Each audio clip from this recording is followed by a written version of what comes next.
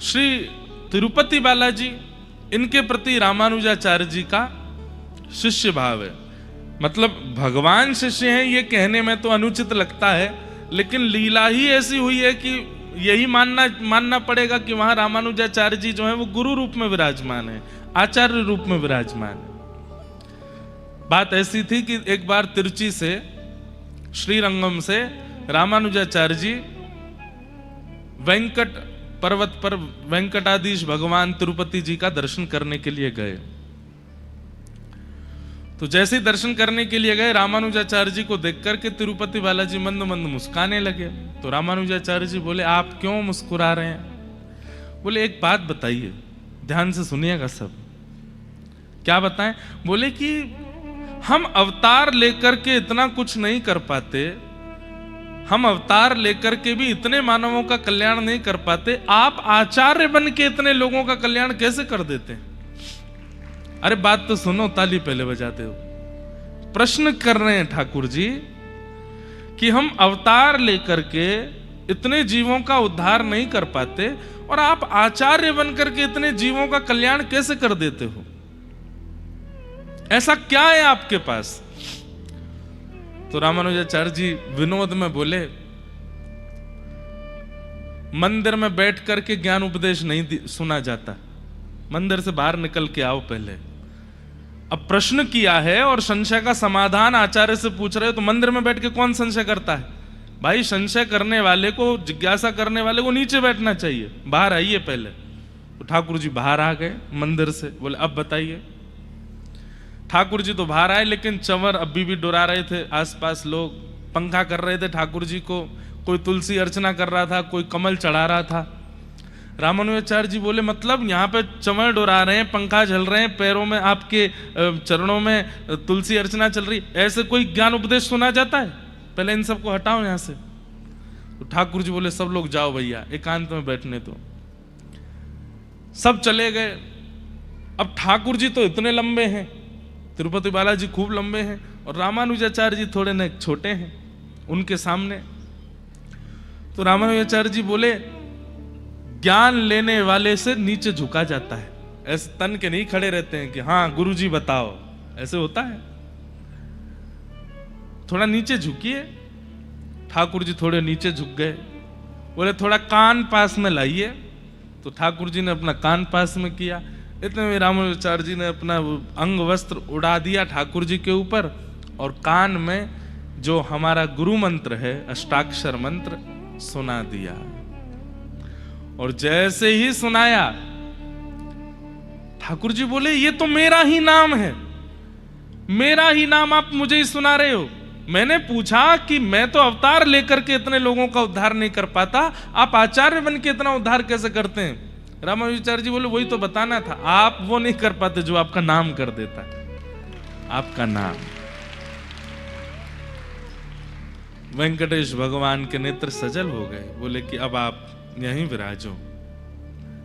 और संपूर्ण दक्षिण भारत में समस्त देवस्थानों में आप प्रणाम की मुद्रा में बैठे हैं, लेकिन तिरुपति में आप आशीर्वाद की मुद्रा में बैठे हैं। वहां पर आप वेंकटेश भगवान के सामने ऐसे बैठे हैं रामानुजाचार्य जी। तो पिता पुत्र गुरु, पिता और शिष्य तो सुने, अब ये थे गुरु, और संपत कुमार भगवान, उनके प्रति रामानुजाचार्य जी का पुत्र भाव है। ठाकुर जी पुत्र हैं और रामानुजाचार्य जी पिता के भांति वहां ठाकुर जी के सन्मुख हैं। ऐसे श्रीमद रामानुजाचार्य जी महाराज, उनकी कृपा से दक्षिण भारत में आज भी भक्ति का संचार, आज भी भक्ति प्रवाहित हो रही है। ऐसे आचार्य चरण को हम बारंबार प्रणाम करते हैं। नख पे धार लियो गिरिराज, नाम गिरधारी पायो है। नख पे धार लियो गिरिराज,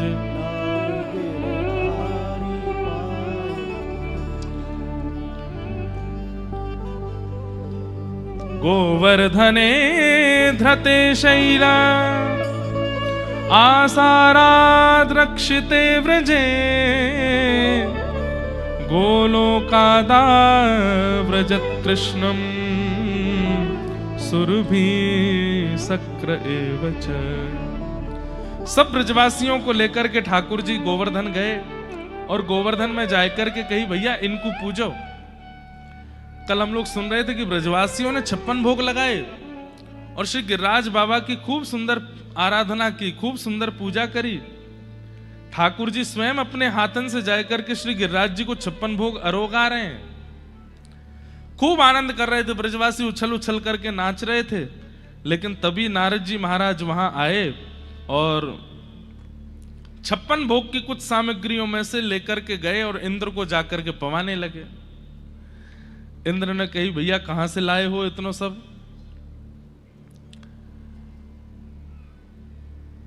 नारद जी ने बताई, बोले आपकी पूजा बंद हो गई है। अब ब्रजमंडल में आपकी पूजा बंद हो गई है, गिरिराज जी की पूजा शुरू हो गई, तो उसी के 56 भोग हमें मिले तो हमने कि आपको भी खिलाते चलें। इंद्र को बड़ी तेज क्रोध आया, बोले ब्रजवासियों ने मेरी पूजा बंद कर दी। एक बात बहुत ध्यान से सुनिएगा, हम किसी के प्रति कोई व्यवहार करते हैं और उस व्यवहार में एक बार कोई कमी आ जाती है और सामने वाला व्यक्ति विचलित हो जाता है, इसका मतलब क्या है? वो व्यक्ति योग्य नहीं है। जैसे मान लीजिए पत्नी अपने पति की खूब सेवा करती है, जैसे पति को भोजन चाहिए वैसा भोजन, जैसे वस्त्र चाहिए वैसे वस्त्र, जैसा व्यवहार चाहिए वैसा व्यवहार रोज करती है। 6 महीना कोई कटौती नहीं हुई, लेकिन एक दिन इतनी सी गलती होने पर और पति नाराज हो जाए, इसका मतलब क्या है? 6 महीने आपकी की गई सारी आराधना व्यर्थ हो जाती है केवल एक बार की क्रिया में। तो इसका मतलब आप दोषी नहीं है, उसका स्वभाव ही खराब है, उसका स्वभाव ही उचित नहीं है। ठाकुर जी ऐसे नहीं है। भगवान का स्वरूप कैसा है? आप 6 महीना खूब प्रेम से करो, लेकिन एक दिन कोई अपराध बन जाए तो कई लोगों को डर लगता है कि जैसे किसी का कोई नियम था, एकादशी का नियम था, साल हो गया 2 साल हो गए, खूब बढ़िया एकादशी चल रही है, हर महीने करते हैं, भूलते नहीं है, लेकिन गलती से एक एकादशी निकल गई, उस पर कुछ अन्न खा लिया तो कई लोग डर जाते हैं, ठाकुर जी अब नाराज हो गए होंगे। अगर वास्तव में आप भगवान की आराधना करते हैं और एक सच्चे भक्त के भांति सच्चे भगवान की सेवा करते हैं, ठाकुर जी नाराज नहीं होते। ये तो छोटे मोटे इधर उधर के जो होते हैं ना, इनकी जब आराधना करते हो और उसमें जरा सी कमी होती है तो वो नाराज हो जाते हैं। जैसे एक जगह मैं गया, मैंने वहां के लोगों से कहा आप लोग बलि क्यों करते हो? बोले हम बलि नहीं करें तो हमारे देवता नाराज हो जाते हैं। मैंने कहा अच्छा, एक जीव को एक बार ना मारा जाए तो देव नाराज होते हैं, और जीव की रक्षा करो तो? बोले वो तो अच्छी बात है ही है, पर मैंने कहा देखो ये देव का स्वरूप नहीं है। वो देव तुल्य होंगे, देवता की श्रेणी में होंगे, लेकिन बात एक हमारी बहुत ध्यान से सुनिएगा, कई बार आपके द्वारा लिखे गए पत्र, आपके द्वारा किए गए कमेंट्स, आपके द्वारा किए गए मेल्स, उससे प्रधानमंत्री नाराज नहीं होता, नीचे वाले हो जाते हैं। प्रधानमंत्री आपके घर आए, आपने उचित व्यवस्था नहीं करी, वो उनको बुरा नहीं लगेगा, वो इसीलिए तो विशाल हैं, इसीलिए तो श्रेष्ठ हैं। लेकिन कोई छोटा मोटा अधिकारी आ जाए जो कभी प्रधानमंत्री के संग रहा हो, वो घर आ जाए और उसकी सेवा में चूक हो जाए, 2 मिनट में उसकी भौं चढ़ जाती है, आपने ये नहीं किया, आपने वो नहीं किया, आपने ऐसा नहीं किया। ठीक वैसे ही अगर मूल ठाकुर जी की आप आराधना करते हैं, वो नाराज नहीं होते। उनकी सेवा में आपसे कोई अपराध बन जाए, कोई गलती हो जाए, हाँ एक चीज से नाराज होते हैं बस, और वो क्या है? किसी भगवत भक्त का अपराध, भक्त का अपराध, ब्राह्मण का अपराध, गौ का अपराध और नारी अपराध, ये 4 अपराध ठाकुर जी से सहन नहीं होते। आपने ठाकुर जी का श्रृंगार नहीं किया अच्छे से, वो नाराज नहीं होंगे। आपने ठाकुर जी को भोग नहीं लगाया, वो नाराज नहीं होंगे। पर एक स्त्री का अपमान कर रहे हो और ठाकुर जी को 56 भोग लगा रहे हो, ठाकुर जी निश्चित नाराज होंगे। ठाकुर जी को सोने चांदी के आभूषण पहना रहे हो और यहां ब्राह्मणों को गाली दे रहे हो, ठाकुर जी निश्चित नाराज होंगे। गायों की रज रज के सेवा कर रहे हो, लेकिन भक्तों को कुछ नहीं समझते हो, तो ठाकुर जी निश्चित नाराज होंगे। इसलिए ये 4 बातों का ध्यान रखिए। एक तो कभी गौ सेवा में आपके प्रति अपराध ना बने, विप्र सेवा में अपराध ना बने, भक्त सेवा में अपराध ना बने, और स्त्री के मान सम्मान में आपसे अपराध ना बने, तो ठाकुर जी आपसे नाराज नहीं है।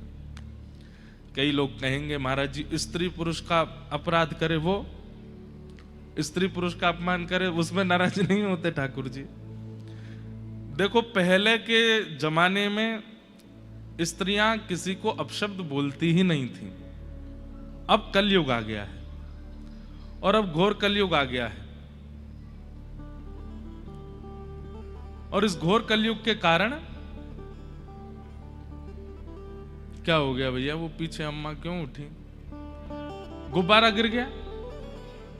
क्या गिरा? सब ठीक है ना? हाँ ठीक है, बैठ जा। छिपकली गिरी थी क्या?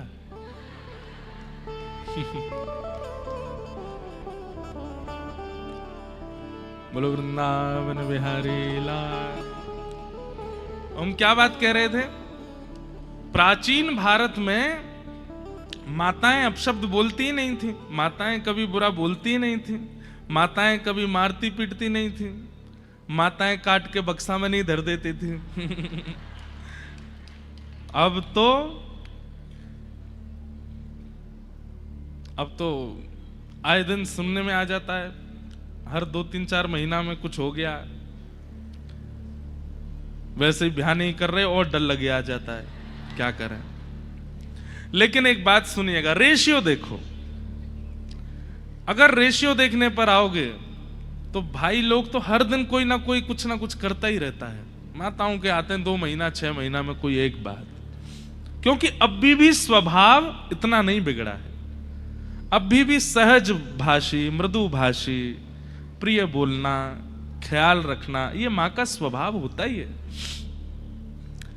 इसलिए उनके लिए कहा गया है कि भाई उनका अगर सम्मान में कोई, यत्र नार्यस्तु पूज्यन्ते रमन्ते तत्र देवता, अगर नारी का सम्मान नहीं करते हो तो ठाकुर जी नाराज होते हैं। और वो व्यक्ति चाहे कितनी सेवा करता हो ठाकुर जी की, लेकिन स्त्री अपराध यदि उसके द्वारा होता है, ठाकुर जी राजी नहीं होते। ऐसे ही ठीक उतना ही विप्र अपराध यदि वो करता है, कई लोगों को हमने देखा है, बड़े बड़े सेठ साहूकार होते हैं, अपने घर पर ब्राह्मण देवता को बुलाते हैं पूजा आदि कराने के लिए, लेकिन ठीक है पूजा करवाते हैं पर वैसा सम्मान नहीं करते ब्राह्मण का। आप कहेंगे ब्राह्मण ही अधिकारी क्यों है सम्मान का? भैया आपके जन्म से लेकर के अंतिम संस्कार तक आप स्वयं अपना कुछ नहीं कर सकते, सब ब्राह्मण को ही कराना पड़ता है। वे ही नामकरण करवाएंगे, वे ही मुंडन करवाएंगे, वे ही ब्याह करवाएंगे, वे ही प्रथम अक्षर लिखवाएंगे, वे ही अन्नप्राशन करवाएंगे। अगर ब्राह्मण सन्निधि ना प्राप्त हो तो आप में और अंग्रेजों में और आप में और विधर्मियों में कोई अंतर थोड़ी है। ब्राह्मण सानिध्य के कारण आप वैष्णव कहलाते हो, आप हिंदू कहलाते हो, आप सनातनी कहलाते हो। अगर ब्राह्मण नहीं है, आप अपने आप ही करके तो दिखाओ, कुछ नहीं कर पाओगे। अरे नया घर तक बनाएंगे तो उसमें भी प्रवेश ब्राह्मण ही कराएगा, और जब पधार जाओगे तब आपकी अंतिम यात्रा भी ब्राह्मण ही कराएगा। तो हमारी प्रत्येक क्रिया को व्यवस्थित रूप से हमारे वैदिक धर्मानुसार करवाने वाले ब्राह्मण, क्या वो सम्मान डिजर्व नहीं करते? निश्चित करते हैं, वो गुरु तुल्य हैं, आपको उनको प्रणाम करना चाहिए। शास्त्र तो ऐसी आज्ञा करते हैं, अगर कोई ब्राह्मण कुल में जन्मा है और ब्राह्मणेतर कर्म करता है, मतलब जो ब्राह्मणों के काम नहीं होते वो करता है, तो भी वो प्रणम्य है। दक्षिण भारत की राम कथा में तो ऐसा तक सुनने में आता है कि महादेव की आराधना जब कर रहे थे रामेश्वरम भगवान की, तो रावण ही आया था पूजा कराने के लिए, क्योंकि है तो ब्राह्मण, भले ही राक्षसत्व में है। और जब वो आया तो उसने आकर के कह दिया, बोले कि भाई बिना गृहिणी के तो नहीं होगी। तो फिर सब ने आसन से उठा, बोले आसन पे तो तुम ब्राह्मणों से उठ के इधर आओ। और जब किनारे गए तो बोले कि गृहिणी तो तुम्हारे पास ही है। तो बोले ठीक है मैं ले आता हूं, लेकिन केवल पूजा तक रहेंगी, फिर उसके बाद मैं ले जाऊंगा। तो राम जी बोले जैसा आपको उचित लगे। तो फिर रावण लेके आया सीता जी को और जाकर कहा बैठिए, और वाम भाग में जब सीता जी बैठी हैं तब महादेव की आराधना रावण ने करवाई। और उसके बाद जब आराधना पूरी हो गई, राम जी ने दक्षिणा प्रदान की। दक्षिणा प्रदान करने के बाद में ब्राह्मण को जो उचित सम्मान प्रणाम आदि करना चाहिए वो सब किया, और रावण ने आशीर्वाद दिया है। और रावण को यही आशीर्वाद देना पड़ेगा क्या, चिर सौभाग्यवती भव। आपका सौभाग्य, आपके पति सदा सर्वदा आपके नेत्रों के सन्मुख रहे हैं। और जब सब हो गया, आसन से उतरती फिर राक्षस बन गया। बोले आइए बैठो विमान में चलो। ऐसा दक्षिण भारत की जो रामायण भी अनेक है ना, उसमें एक में ऐसा भाव भी है। तो ब्राह्मण का सम्मान करना ये बहुत आवश्यक है। आजकल लोग जातिवाद में आकर के ये भूल जाते हैं कि ये उचित नहीं है, बल्कि उसकी जगह दूसरी बात कहने लगते हैं कि यही क्यों अधिकारी, हम क्यों नहीं है। सबके अधिकार विभक्त किए गए हैं। बोतल में ऊपर की तरफ वो होती है, क्या बोलते हैं उसको, ढक्कन। अब ढक्कन तो ऊपर होता है और नीचे का जो हिस्सा है वो रो रहा है। बोले क्यों? बोले मेरे साथ बहुत अत्याचार किया, मुझे ऊपर करो, ढक्कन नीचे करो। हो सकता है ऐसा? ढक्कन नीचे कर देंगे तो क्या होगा, जब जब खुलेगा जितना अंदर सार भरा है सब निकल जाएगा, कुछ नहीं बचेगा। अब इसी दिशा में जा रहे हैं हम लोग, ढक्कन को नीचे कर रहे हैं। और जिस दिन ढक्कन नीचे हो गया, हो सा ही गया है, लोग बाग कहां करते हैं सम्मान। अब इसी वजह से धर्म टिकता नहीं, निकल जाता है। भक्ति टिकती नहीं, निकल जाती है। संस्कार रुकते नहीं, प्रस्थान कर जाते हैं। क्यों? ब्राह्मणों के उचित सम्मान नहीं करते, इसलिए ठाकुर जी नाराज होते हैं। तो स्त्रियों का सम्मान कीजिए, ब्राह्मणों का सम्मान कीजिए, गौ का सम्मान कीजिए और भक्तों का सम्मान। इन चारों में अगर आपसे चूक हो गई तो ठाकुर जी नाराज हो जाते हैं। इंद्र नाराज हो गया, क्यों? क्योंकि उसकी हजारों वर्षों से चली आ रही पूजा आज नहीं हुई है। ये कैसा देवता है? ये देव हो कैसे सकता है तो देवता ही, लेकिन ये भगवान नहीं है। इंद्र ने मेघमालाओं को आज्ञा कर दी, जाइए जाकर के ब्रजमंडल पर इतनी वर्षा करो, इतनी वर्षा करो कि पूरा ब्रजमंडल डूब जाए।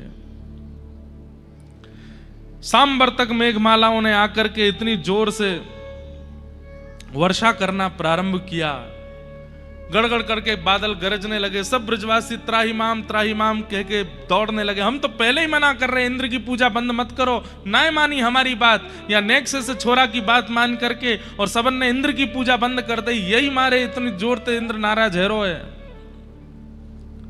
बंधुओं, गिरिराज लीला इतनी सुंदर है और इतनी विस्तृत है, कितने समाधान हो जाते हैं।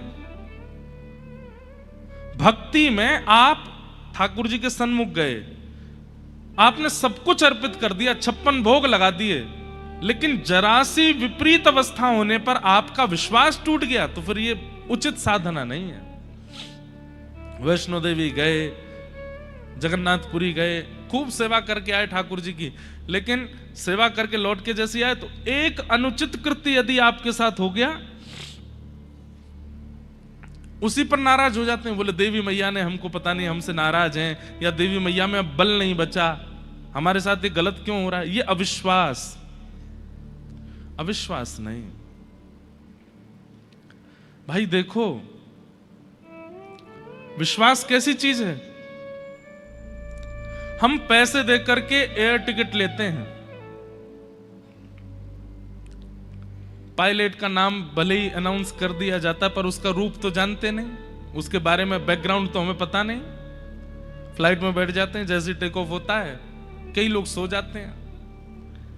सो क्यों जाते हो आप फ्लाइट में बैठ के? क्योंकि आपको विश्वास है कि वो हमको बिल्कुल ठीक ठाक पहुंचा देगा। ट्रेन में बैठ जाते हैं, सो जाते हैं, क्यों? क्योंकि रेलवे लोको पायलट पर हमें विश्वास है। अरे फ्लाइट की यात्रा करते हैं, ट्रेन की यात्रा करते हैं, बस की यात्रा करते हैं, इतना विश्वास हमें होता है कि हमें सही सलामत पहुंचा देंगे। लोग बाग सलून पर जाते हैं, वहां तो आपके बाल काटने वाला, दाढ़ी बनाने वाला, वो तो साक्षात मृत्यु हाथ में लेकर के खड़ा रहता है, उसको हम 100 रुपए देते हैं और वो जैसे कहता मुंडी घुमाओ, ऐसा करो, सब जगह कर लेते हैं। अरे वो यहां तक घूम जाता है, उस पर भी हमें भरोसा होता है, लेकिन सर्वांगीण रूप से हमें सर्वस्व प्रदान करने वाले ठाकुर जी पे इतना भरोसा नहीं हो पाता। हम विश्वास एक सलून वाले पे कर सकते हैं, पायलट पर कर सकते हैं, लोको पायलट पर कर सकते हैं, ड्राइवर पर कर सकते हैं, लेकिन पूरे विश्व का संचार करने वाले उस ईश्वर पर विश्वास नहीं हो पाता। उन पर विश्वास में क्यों कमी रह जाती है? भक्ति में सबसे श्रेष्ठ प्रस्तुत करने वाली वस्तु यदि कोई है तो वो विश्वास है। आप चाहे जो दे दीजिए, लेकिन विश्वास कमी है, विश्वास खटा है, उसका कोई फायदा नहीं।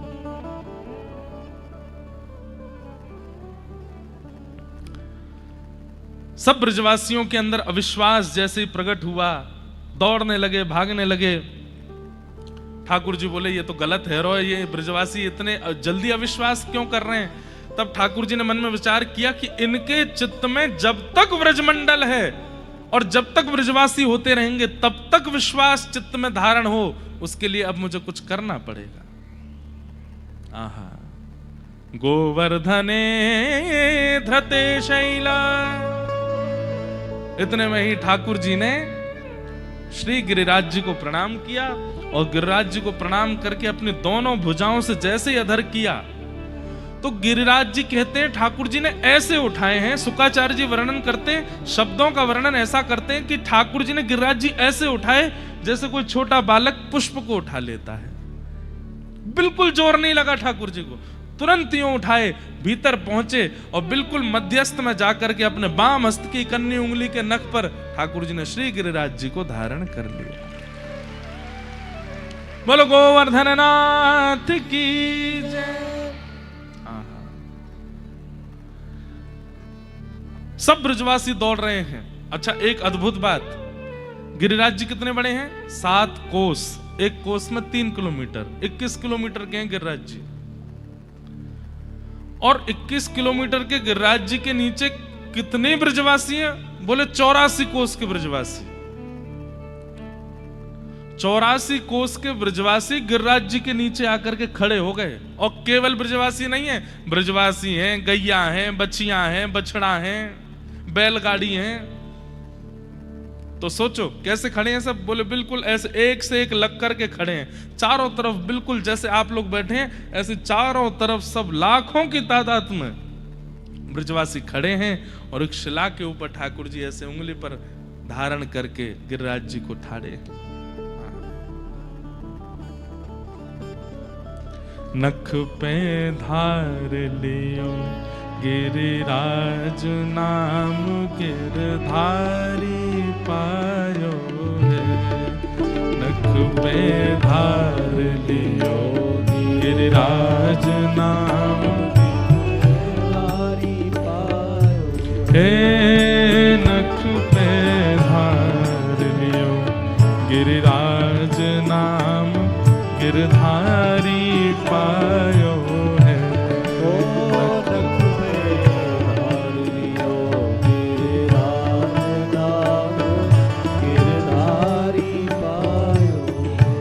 अरे हाँ, धारी पायो है, नाम गिरधारी पायो है।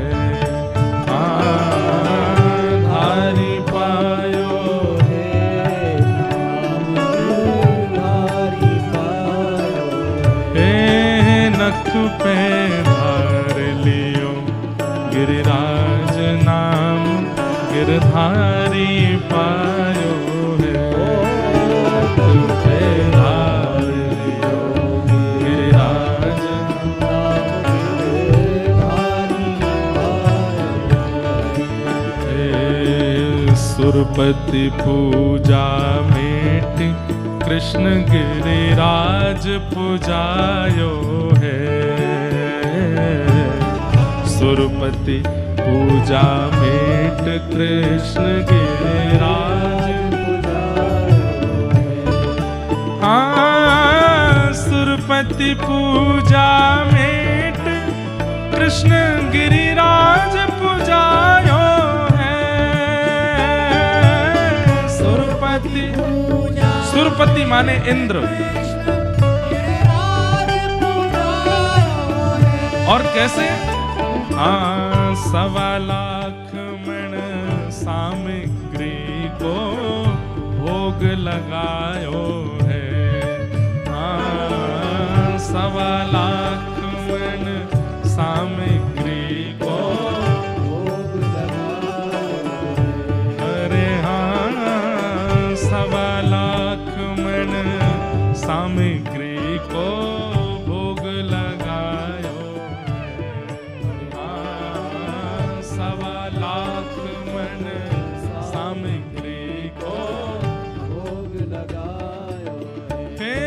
नख पे धार लियो गिरिराज नाम गिरधारी पायो है।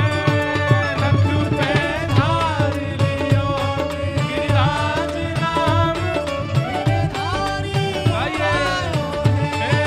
नख पे धार लियो गिरिराज नाम गिरधारी पायो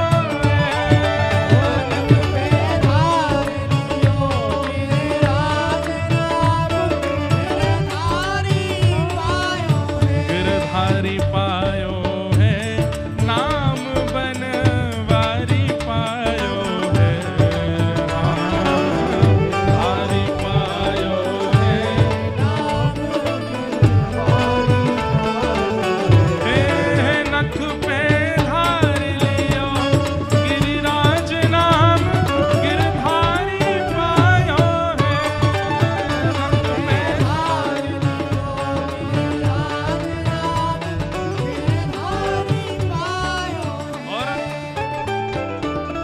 बड़ी स्वर्ग में खबर क्रोध सुरपति को छायो है। बड़ी स्वर्ग में खबर क्रोध सुरपति को छायो है। बड़ी स्वर्ग में खबर क्रोध सुरपति को छायो है। बड़ी स्वर्ग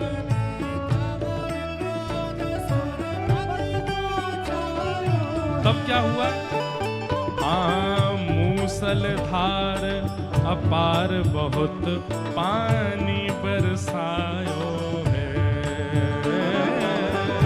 मूसलधार अपार बहुत पानी बरसायो हाँ मूसलधार अपार बहुत पानी बरसायो है।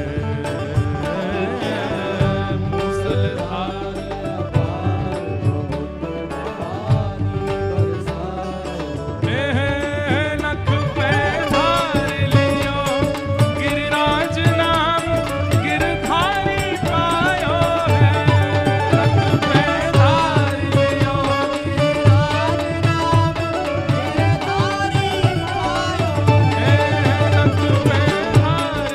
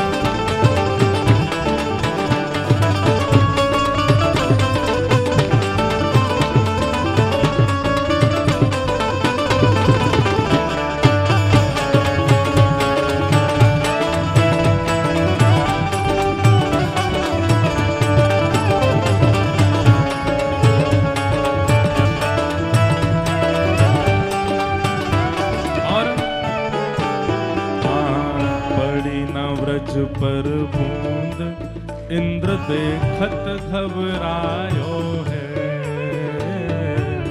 पड़ी न ब्रज में बूंद इंद्र देखत घबरायो है।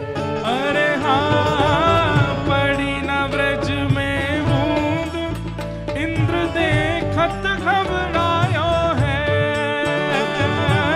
पड़ी न ब्रज में बूंद इंद्र देखत घबरायो है।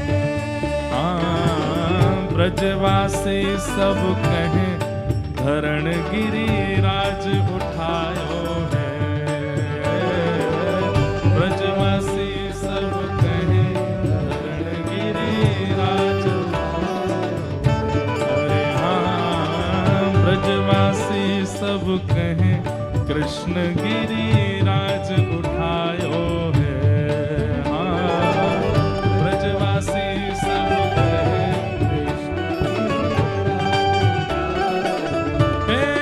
नख पे धार लियो गिरिराज नाम गिरधारी पायो है।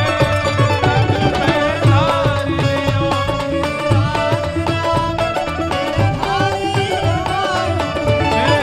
नख पे धार लियो गिरिराज नाम गिरधारी पायो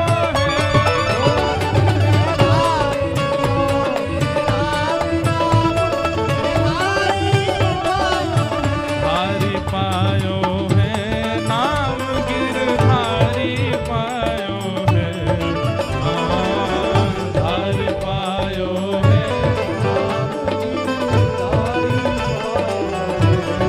नख पे धार लियो गिरिराज नाम गिरधारी पायो है।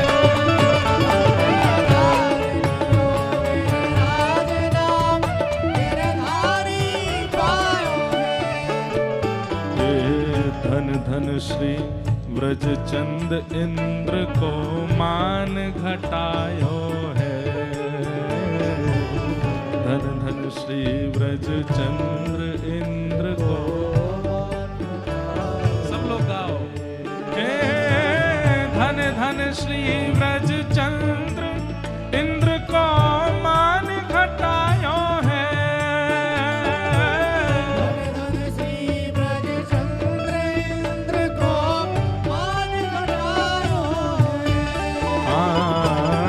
घासी राम गोवर्धन वारो हरि जस गायो है। घासी राम गोवर्धन वारो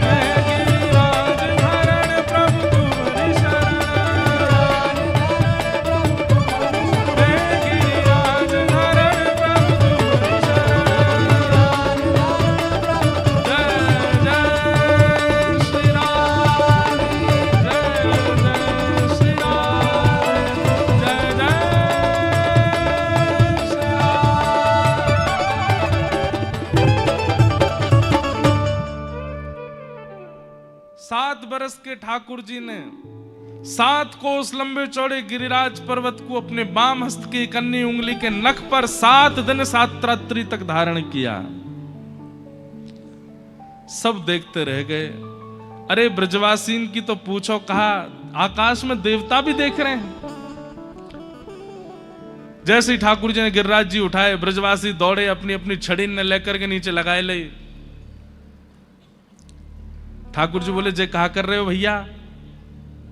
अरे लाला, इतना लंबा चौड़ा गिरिराज पर्वत है, तेरी उंगली थक जाएगी, हमारे अपनी छड़ी लगा रहे हैं। ठाकुर जी कह रहे, जे नेक नेक सी बांस की छड़ी इन पर टिक जाएगो गिरिराज जी? इतने मधुमंगल बोले, हम बे, हमारी छड़ी तो फिर भी मजबूत है, तेरी नेक सी उंगली पर टिक जाएगो जी? ठाकुर जी बोले, वास्तव में तो मैं नहीं उठाए रखे गिरिराज जी, तुम लोग काय को छड़ी लगा रहे हो, नीचे कर लो। लाला ऐसी बात है? बोले हम बे। तो बोले एक काम कर, तू उंगली हटा, पता चल जाएगी कौन पर टिक रहो गिरिराज। हम बे, अपने आप पे तो जय जय समझे, जब देखो न्यो उंगली लगा खड़ो जैसे यही की उंगली पर टिक रहे हो। ठाकुर जी बोले, हम बे जे मेरी उंगली पे टिक रहे हैं, तू लाला नीचे कर ले उंगली, ज्यादा इतरावे मत है, न्यो ऐसे खड़ो है को जैसे भगवान है, नीचे कर ले, हम संभाल लेंगे। ठाकुर जी बोले, देख ले भैया संभाल लियो? बोले हाँ संभाल लेंगे। ठाकुर जी बोले, नंद बाबा यशोदा मैया कहाँ है? बोले हम यहाँ। तुम सबरे बाहर को चले जाओ, क्योंकि जिगिरवे बाहर हो, कम से कम मैया बाबा तो बचे। ब्रजवासी सब बोले, बोले लाला देख तू इतरावे मत, तू अपनी उंगली हटा ले, हमने अपनी छड़ी लगा रखी है, और एक आध छड़ी नहीं है, लाखों ब्रजवासी अपनी अपनी मोटी मोटी छड़ी न लेके खड़े हैं। बंधु, पुराने जो उस समय के लोग थे, उनकी धरोहर क्या थी? माताओं की धरोहर मटके, चूल्हा, बनाने वाली सामग्री के पात्र, और भाई लोगों की धरोहर क्या है? कंठ में पहनने वाले कंठा, हाथन के कड़ूला, पाम के कड़ूला और छड़ी। इसके बिना तो निकलते ही नहीं, तो छड़ी तो सबके पास है, सब ने लगा रखी है।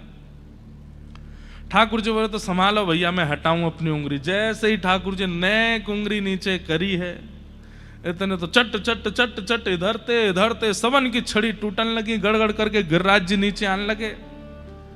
ब्रजवासी बोले, लाला संभाल संभाल संभाल संभाल, बचाइयो।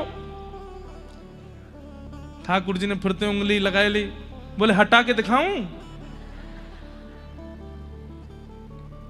सब ब्रजवासी बोले, लाला हमारी ऐसी मोटी मोटी छड़ी टूट गई, जे सांची में तेरी उंगली पे टिक रहे हैं गिरिराज जी। अब तो सब टकटकी लगा के ठाकुर जी की उंगली देख रहे हैं। ठाकुर जी बोले, हम बे, हम नहीं उठा रखे। लाला तेने कैसे उठाए लिए इतने बड़े गिरिराज जी? ठाकुर जी बोले, हम जय जय हैं, या हमारे उठाए लिए। बचपन ते कह तो आया हूं, मैया ते कही, गोपीन ते कही, बाबा ते कही, ग्वालान ते कही, तुम सबन ते कही मैंने कि मैं जय जय हूं, कोई न मानी मेरी बात। ब्रजवासी सब बोले, तेने ऐसो कहा कियो जो तू जय जय? ऐसो कियो कहा तेने? लाला तू आज बताए दे। बोले सब तुम्हारे सामने कर रहा हूं, फिर ना मानो। बोले कहा क्यों? बता। मैंने पूतना मारी, मैंने अघासुर मारो, बकासुर मारो, धेनुकासुर मारो, अरिष्टासुर मारो, तृणावर्त मारो, सक्टासुर मारो, कालिया नाग भगा दियो जमुना जीते, और आज गिरिराज जी उठा लिए। कोई सामान्य बालक कर सके ऐसो? जय जय तो कर सके। अब तो मान लियो। ए चल मधुमंगल सीधा प्रणाम कर, जय जय हम। सब बोले, लाला बस बस बस है गई, और कछु गिनवानो? तो फिर तुम ही बताओ, जे सबरे कैसे मर गए?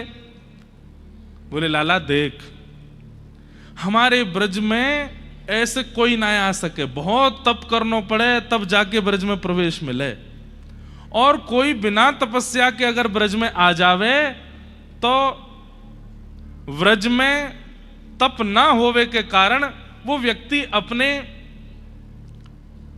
निर्तप हैवे के कारण अपने आप ही मर जाए। अब जबरदस्ती की बात कर रहे हैं ब्रजवासी। क्या कह रहे हैं? बोले हमारे ब्रज में आवे के काजे बहुत तप करना पड़े, और ये पूतना, अघासुर, बकासुर आदि इनने कोई न तप ना कियो, बिना तप के ब्रज में घुसेंगे तो जो बच्चे कुछ पुण्य वो छीण है जाएंगे, तो फिर मरना ही पड़ेगा।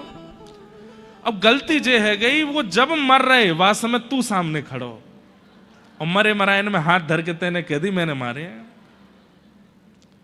ठाकुर जी बोले अभी उंगली व्यस्त है, नहीं तो वास्तव में तुम सबन के हाथ जोड़ के दंडवत करूं मैं। कैसो तर्क निकाल के लाए हो। लेकिन ठाकुर जी ये बात सुनकर के उनके नेत्र सजल हो गए। ठाकुर जी बोले कितनों प्रेम करें ये ब्रजवासी, इनके सामने में। अभी आगे कथा आती है कि एक बार क्या हुआ कि श्री नंद बाबा असमय में नदी स्नान करने चले गए।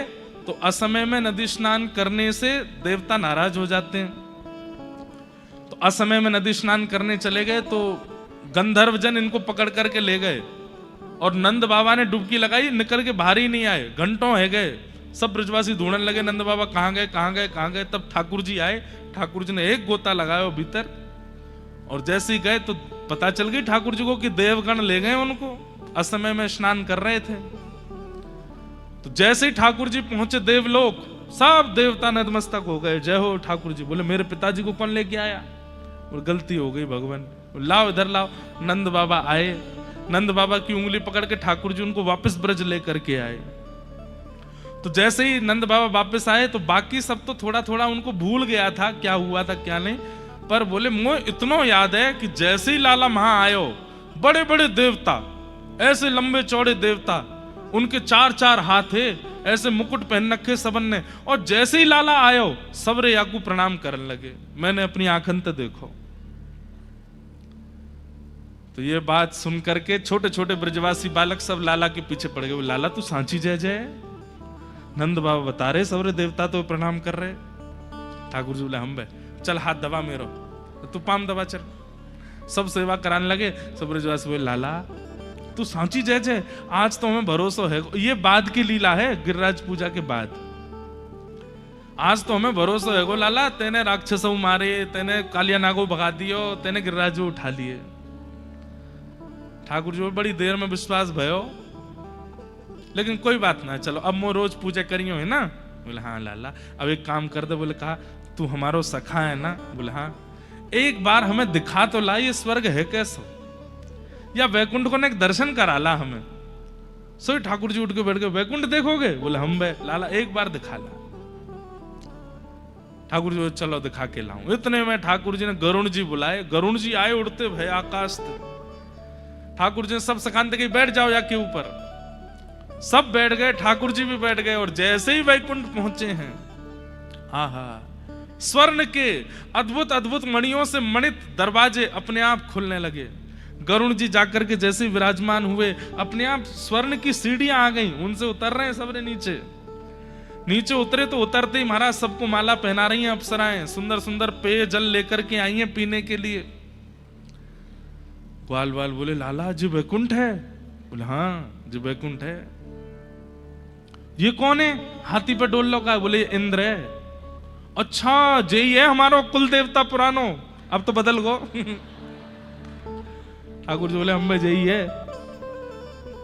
लाला ये दारी के एक बार प्रणाम करवा दे हमें, जाने साल भर हमते प्रणाम करवाइए। ठाकुर जी बोले अभी करवाओ। ए इंद्र इधर आओ। ठाकुर जी की आज्ञा मानते तुरंत ऐरावत हाथी नीचे बैठ गया। इंद्र उतर के नीचे आया, प्रणाम करो। सब ब्रजवासियों को प्रणाम करो। लंबे अब आवा आयो, अब ने चैन मिलो, इतने 56 भोग पाए आने हमते। लाला जी 4 मुंह वारो कौन डोलो? बोले जो ब्रह्मा है, पूरी दुनिया यही ने बनाई। मधुमंगल बोला लाला ने क्या बुलाइयो? बोले काय को याने मोकू कारो काय को बनाया और मेरो विचित्र काय को बनाया, या तो ने शिकायत कर। सब ब्रजवासी इतना आनंद कर रहे हैं। इतने में ही श्री वैकुंठ के मंदिर में साक्षात नारायण विराजमान है। 4 भुजा वाले ठाकुर जी शंख चक्र गदा पद्म लेकर के बैठे हैं। और नारायण और कृष्ण अलग थोड़े एक ही हैं। ब्रजवासी बोले लाला जे कौन है भीतर बैठो का कारो कारो सो? बोले ये वैकुंठ के भगवान नारायण है। बोले अच्छा। लाला यार ने पास तो देखे। बोले चलो भीतर। भीतर गए तो जाकर के देखे, वहीं जय विजय पार्षदों ने थोड़ी भीतर जाके रोक दिया। बोले इससे अंदर आप नहीं जा सकते, ये यहाँ मर्यादा है। सब ब्रजवासी बोले लाला यहाँ को मुंह तो बिल्कुल तेरे जैसा ही है, बिल्कुल तेरी जैसी नाक कान आंख, हंसे भी तेरे जैसा ही है, लेकिन लाला हमें जेना है चाहिए। बोले क्यों? यहाँ तो बड़ी मर्यादा है। हमारा तो मन है रो कि हम या की गोद में बैठेंगे, या के संग ने खेलेंगे, ने मक्खन या को खवाएंगे, फिर या तो हम खा लेंगे। ठाकुर जी बोले भाई मर्यादा में ही रहने दो, ये सब मेरे संग कर लियो, चलो आओ बाहर। बाहर लेके आए, फिर 10-15 कक्ष खुलवा दिए ठाकुर जी ने, जाओ सबरे एक एक कमरा में जाके आराम करो। बढ़िया सुंदर मखमली गद्दा लग रहे हैं, सबरे ब्रजवासी उछल रहे हैं उन पर जोर जोड़ते, जो मन खावे को करे वो सामने प्रस्तुत है जाए, खा रहे हैं, पी रहे हैं, आनंद कर रहे हैं। नदी है, सरोवर है, पहाड़ हैं, गरुड़ जी हाथ जोड़ के खड़े हैं, कहीं घूमने जाना हो तो बताइए ले चलें। 2-4 घंटा ब्रजवासी ने खूब आनंद किया। ठाकुर जी बोले प्रसन्न हो लाला, एक बात कहें? बोले हाँ। बहुत आनंद आ रहा हो यार बैकुंठ में। बोले अच्छा आनंद आ रहा है? बोले हाँ। तो फिर एक काम करो। बोले कहा मैं जा रहा हूं वापस नंद बाबा यशोदा मैया के पास, तुम लोग यहीं रहो बैकुंठ में। ये बात सुनते ही ब्रजवासी रोने लगे, चरण पकड़ लिए। बोले लाला जे कितनों सुंदर होए, यहाँ कितनी व्यवस्था हो, पर हमारे वृंदावन ते सुंदर ना है, हमें वापस वृंदावन ही ले चल। सब देवताओं को ठाकुर जी ने अपने सामने प्रकट किया। बोले तुम सबके मन में संशय आता है कि ब्रजवासी मुझे इतने प्रिय क्यों हैं? बोले जो वैकुंठ को भी त्याग सकते हैं जिस नगर के लिए, वृंदावन के लिए, वो हैं ये ब्रजवासी।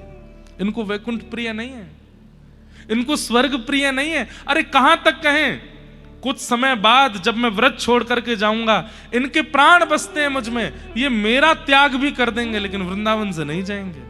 अरे मथुरा दूर नहीं है वृंदावन से, ये चाहे तो 6 बार जाकर के मथुरा मिलके आ सकते हैं, लेकिन नहीं जाएगा एक भी ब्रजवासी मथुरा। क्यों? वृंदावन नहीं छोड़ सकते। वृंदावन हमें कृष्ण से भी अति प्रिय है। वृंदावन नगर नहीं है बंधुओं, वृंदावन कोई स्थान नहीं है। वृंदावन स्वयं श्री प्रिया प्रियतम ही नगर रूप में, स्थूल रूप में विराजमान हो गए। वहां के कण कण में, वृक्ष में, गलियों में, मोहल्ले में, हर जगह श्री कृष्ण विराजमान है। और एक बात बोलूं, कई बार अति प्रिय व्यक्ति तो चला गया लेकिन उसकी सुगंधी रह गई। अति प्रिय व्यक्ति तो चला गया लेकिन उसका अनुभव रह गया हमारे पास।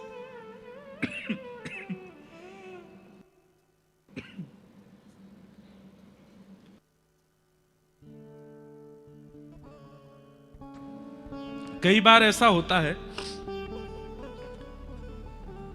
दादी दादा चले गए, नाना नानी चले गए, घर का कोई सदस्य चला गया, अरे चलो स्वर्ग जाने की क्यों कहें, कोई मेहमान आकर के घर में 10-15 दिन रह के चला गया, 10-15 दिन बाद वो व्यक्ति स्वरूप से नहीं है, लेकिन उसकी आवाज, उसकी उपस्थिति, उसकी सुगंधी, उसका सब बोलना, उसका ऑरा वहीं रह जाता है।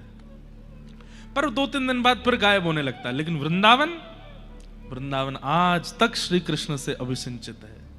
आज भी श्री कृष्ण वहां की गलियों में, आज भी वहां के कण कण में, आज भी वहां के जनमानस के चित्त में श्री ठाकुर जी विराज रहे हैं। ये ब्रजवासी ब्रज नहीं छोड़ेंगे। गोपियां कहती हैं जयति तेधिकम जन्मना व्रज श्रयतन्दिरा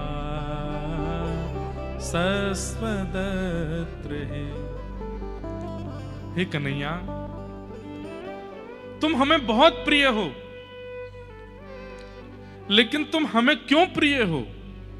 ते जन्मना व्रजम अधिकम जयति, क्योंकि तुम व्रज में जन्मे हो।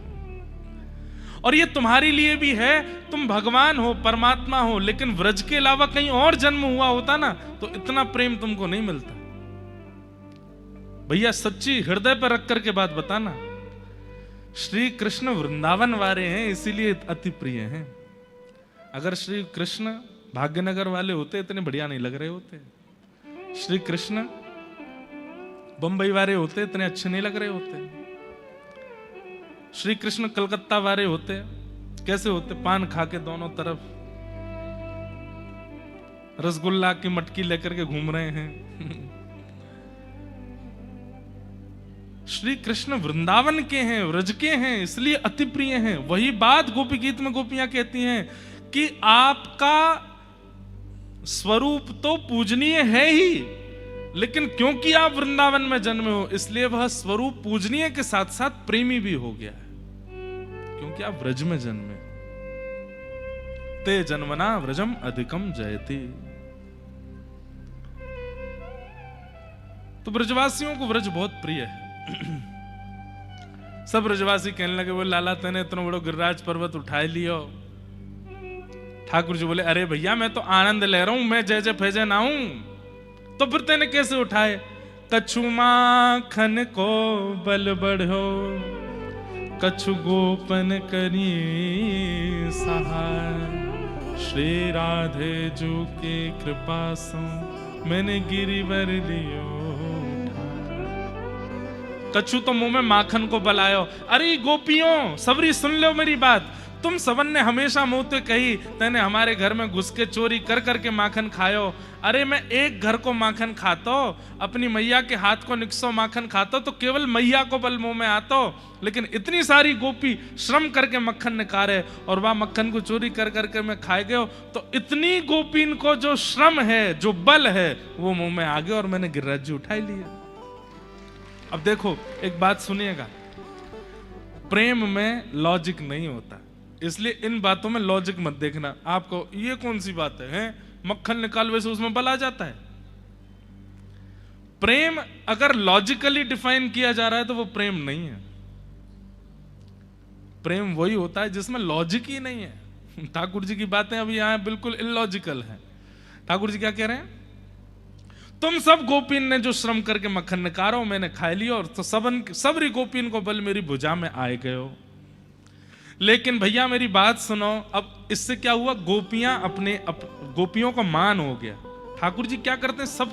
सबको स्पेशल फील कराते हैं, सबको ऐसा फील करवाते हैं कि वो सबसे ज्यादा स्पेशल है।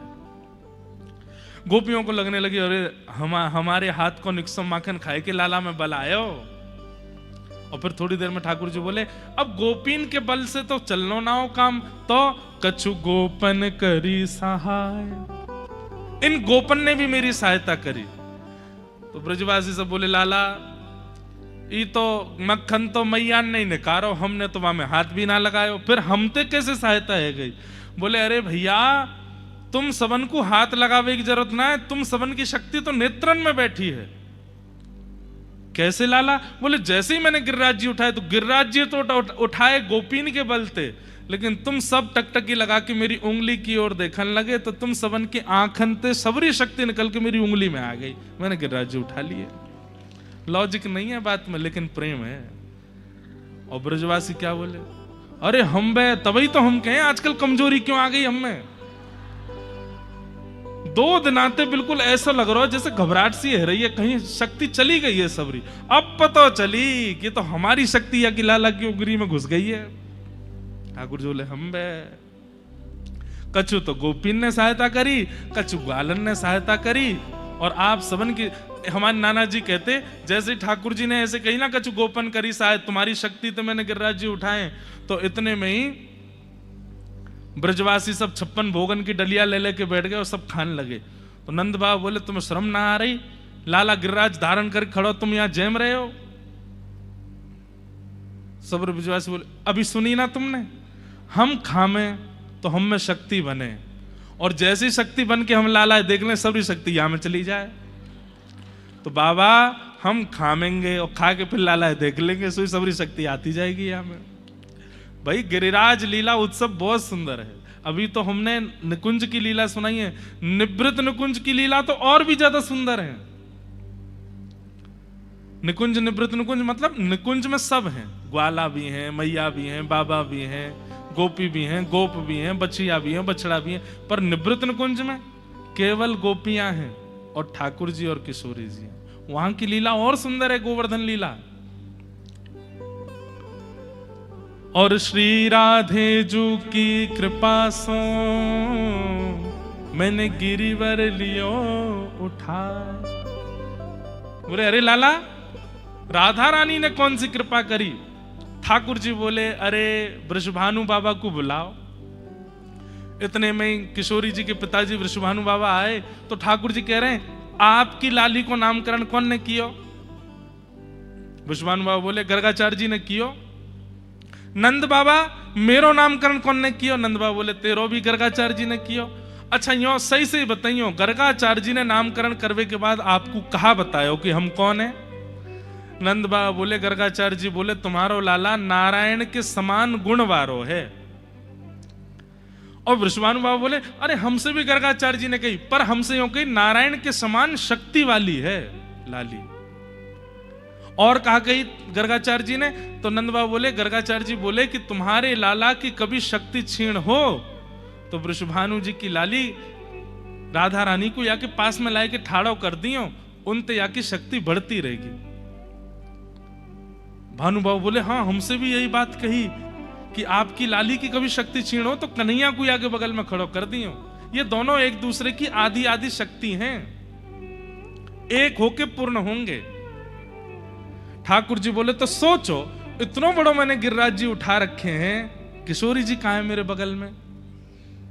वो लाला किशोरी जी तो ना है। बोले ऐसा है ही ना सके कि उनकी कृपा के बिना मैं गिरिराज जी उठा लूं। जा शिला पे मैं खड़ा हूं, वहां के पीछे जाए के देखो। सब ने जैसे पीछे जाए करके देखी तो वहां पर किशोरी जी अपलक नेत्रों से गिरिराज जी को देख रही हैं और उनके नेत्रों से एक दिव्य ज्योति निकल रही है जिस पर श्री गिरिराज जी धारण हुए हैं।